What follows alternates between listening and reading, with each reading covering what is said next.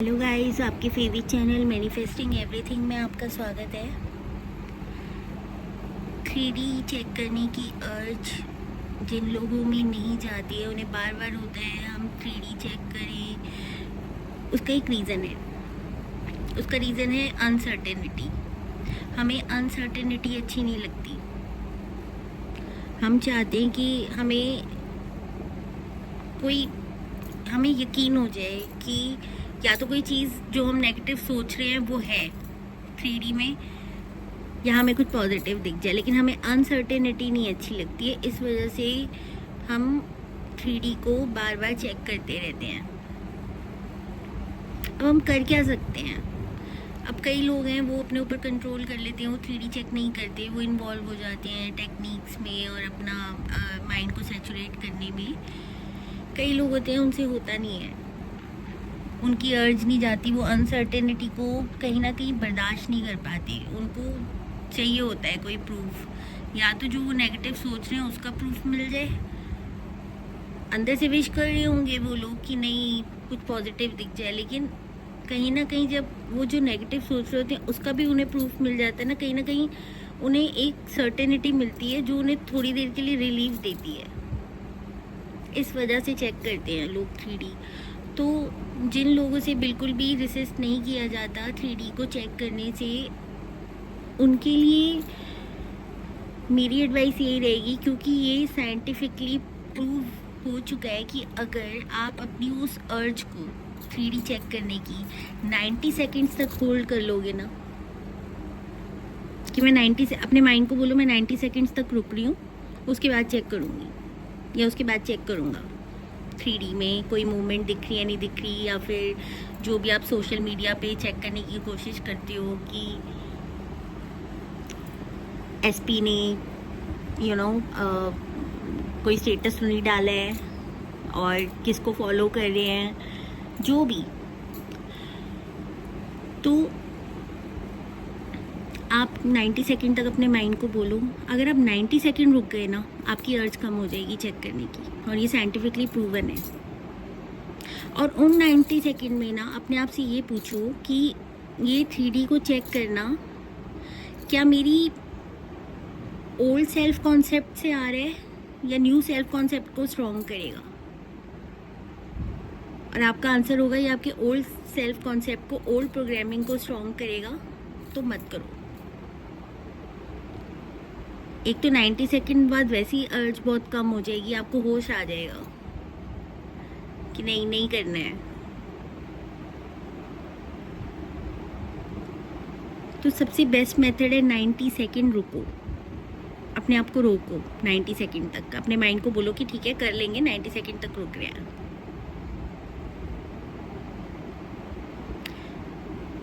दूसरा, अपने आप से एक और क्वेश्चन करना कि क्या ये चीज़ मुझे ट्रिगर कर देगी, क्या थोड़ी देर रिलीफ देने के बाद ये चीज़ मुझे ट्रिगर करेगी, मेरे माइंड में और स्टोरीज बनने लग जाएंगी, मेरा माइंड और कहानियाँ बनाने लग जाएगा जितना मुझे दिख भी नहीं रहा। क्योंकि क्या होता है ना, अगर हम देख लेते हैं एसपी ने किसी को फॉलो कर लिया या फिर कोई स्टेटस अपडेट कर दिया जिसका कोई इतना ऐसा मीनिंग भी नहीं होता, कई बार लोग ऐसे ही स्टेटस अपडेट कर देते हैं लेकिन हम उसका मीनिंग निकालने की कोशिश करते हैं। तो आपका माइंड इन्फॉर्मेशन जो आपको दिख रही है कि ठीक है एसपी ने किसी को फॉलो करा है, अब उसके बाद की जो कहानियाँ हैं वो आपका माइंड खुद बनाता है कि इस वर्स्ट केस सिनेरियोज हम सोचने की कोशिश करते हैं, हमेशा सोचते हैं। तो उन कहानियों पे बिलीव मत करो जो आपका माइंड बना रहा है। आपको सिर्फ अभी इतना दिखा है कि आपके पर्सन ने किसी को फॉलो कर लिया है, अब आगे की कहानियाँ जो है ना वो आपका माइंड खुद बना रहा है, तो उन पे यकीन मत करो। और अगर आपको पता है आपका माइंड स्टोरीज बनाएगा, आपको ट्रिगर करेगा, तो उस जोन में जाना ही क्यों है।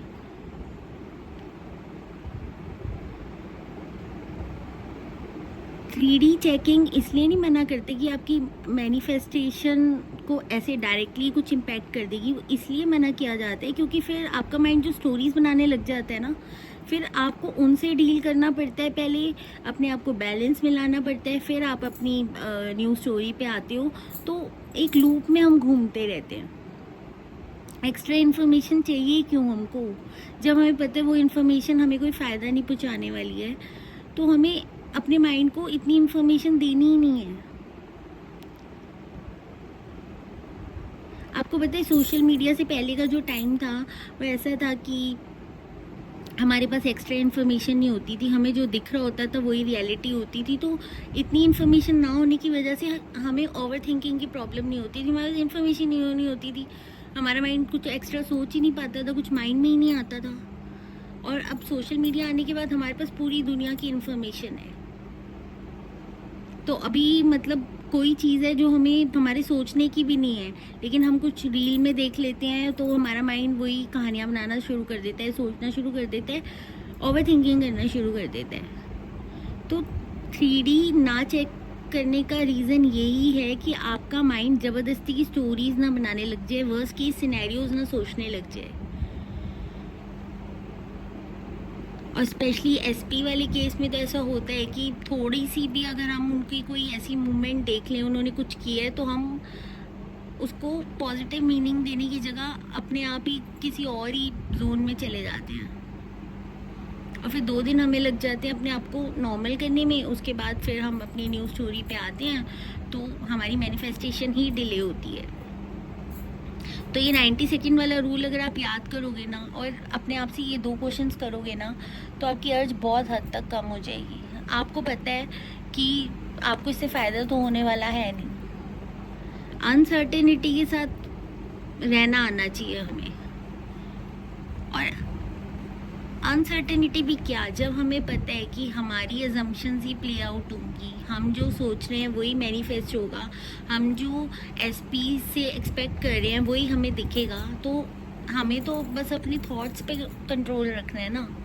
3D को कंट्रोल हमें ना करना है ना देखना है। 3D एक मिरर है, वो सिर्फ रिफ्लेक्ट करेगी, उसने कुछ सच्चाई दिखानी नहीं। जो वो दिखा रही है वो पुरानी हमारी अजम्पशंस, वो स्टोरीज दिखा रही है।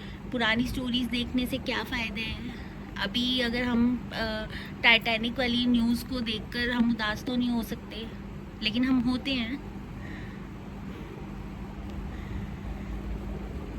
तो बस 3D चेकिंग बंद करो, क्योंकि इसमें आपका फ़ायदा है। आपका माइंड एक्स्ट्रा इन्फॉर्मेशन लेके अपनी कहानियाँ नहीं बनाएगा, आपको अननेसेसरीली परेशान होना नहीं पड़ेगा।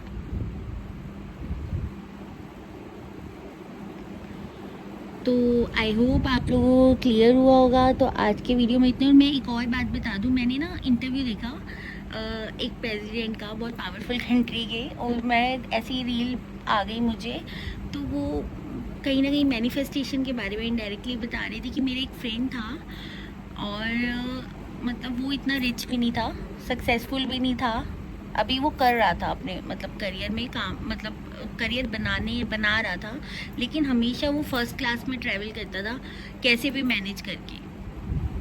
मतलब वो एक तरह से एक्ट एज इफ करता था, जो लॉ ऑफ अट्रैक्शन में बताते हैं, लेकिन हमें ऑफ कोर्स ऐसे कोई एक्शन लेने की ज़रूरत नहीं है जिसमें हमें ही प्रॉब्लम हो। तो उसके पास इतना मनी नहीं था, लेकिन वो हमेशा फर्स्ट क्लास में ट्रैवल करता था, किसी भी तरीके से अपने माइंड को ये मैसेज देने के लिए कि मतलब उसके पास मनी है, वो सक्सेसफुल है, और कुछ सालों बाद वो सच में इतना सक्सेसफुल है। और बस यही है कि कहीं ना कहीं उन जो प्रेसिडेंट थे उन्होंने बताया कि उसने अपने माइंड को कहीं ना कहीं प्रोग्राम कर लिया ऐसे कर करके कि नहीं मैं रिच हूँ, सक्सेसफुल हूँ।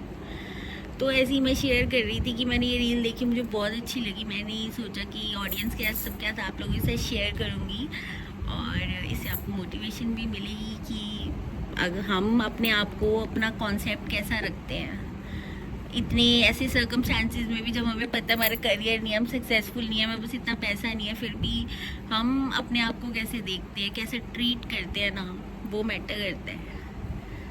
तो जो भी लोग अपने बारे में नेगेटिव सोचते हैं या सोच रहे हैं, प्लीज़ कुछ भी दिख रहा हो, कुछ भी हो रहा हो, कोई प्रूफ ना हो, उसके बाद हिम्मत रखो वो सोचने की और वो बिलीव करने की जो आप चाहते हो, तो आपकी डिज़ायर ज़रूर मैनिफेस्ट होगी। और ये एक प्रेसिडेंट ने दिया, मतलब एकदम से रील आ गई मेरे सामने, और मुझे इतनी, मेरे को खुद इतनी मोटिवेशन मिली ना इस चीज़ से।